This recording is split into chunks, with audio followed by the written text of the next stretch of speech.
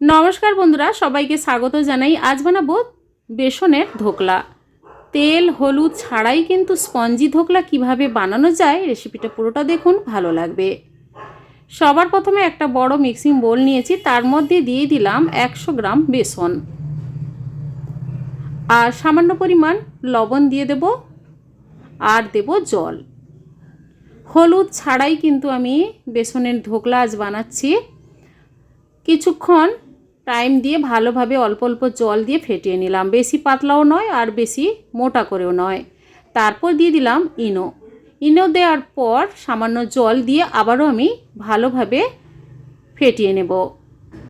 এরপর ধোকলা বানানোর জন্য একটা সিলভারের বাটি নিয়েছি, সমস্ত মিশ্রণটা আমি ঢেলে দেব বাটির মধ্যে।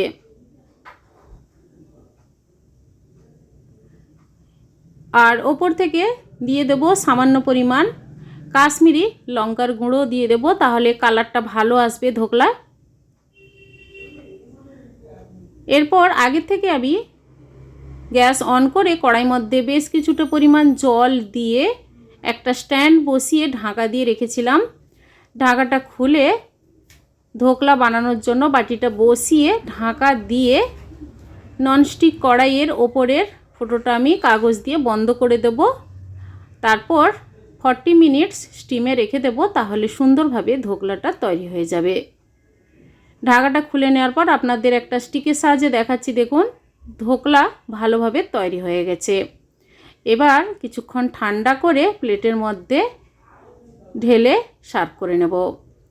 আর ধোকলা বানানোর জন্য আমি একটা চিনির শিরা তৈরি করে নেব। তার জন্য একটা ছোট বাটির মধ্যে দিয়ে দিলাম 1/2 টেবিল স্পুন বাটার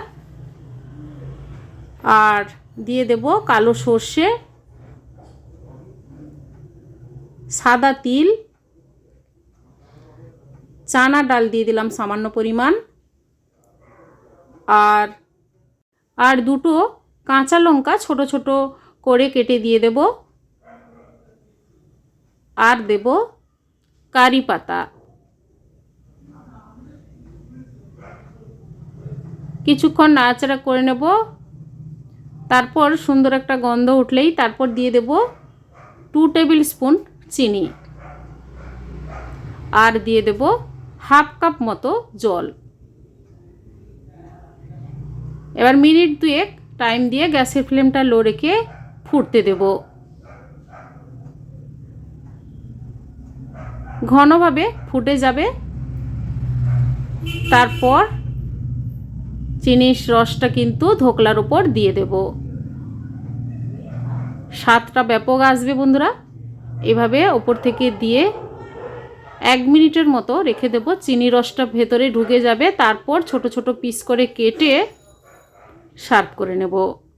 বাচ্চার স্কুল টিফিন কিংবা সকালের ব্রেকফাস্ট কিংবা বিকালে নাস্তা কিংবা রাতের ডিনারেও এই বেসনের ধোকলা তেল হলুদ ছাড়াই অল্প সময়ে বানিয়ে আপনারা খেতে পারেন। খুবই হেলদি আর টেস্টি।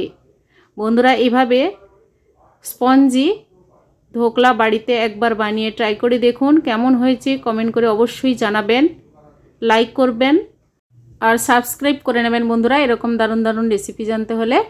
আজ এই পর্যন্ত, সবাই ভালো থাকুন, সুস্থ থাকুন, ধন্যবাদ।